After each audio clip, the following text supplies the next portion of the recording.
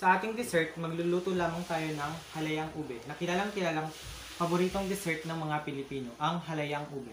Ang ingredients sa pagluluto ng halayang ube ay simple lamang, ube at ang kondensadang gatas.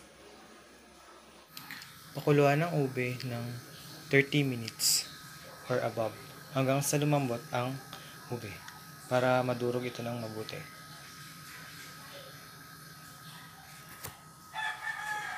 Lagyan ng takip para mas madaling lumambot ang ube.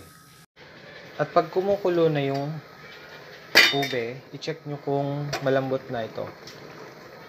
Ayan, hindi pa siya pwedeng ihain.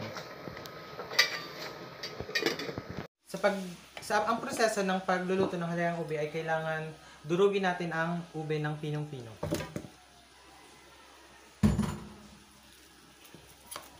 Kailangan naman natin itong durugin para mahalo natin ang gatas.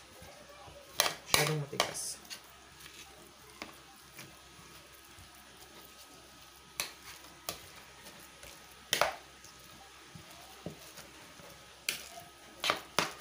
Kilala ang halayang ube mula pa noon na bilang dessert sa kainan.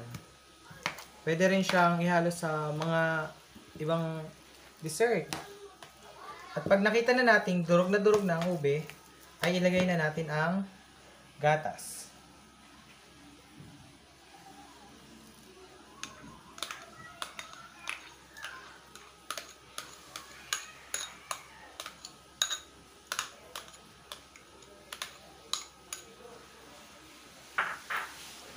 Haluin lamang ito.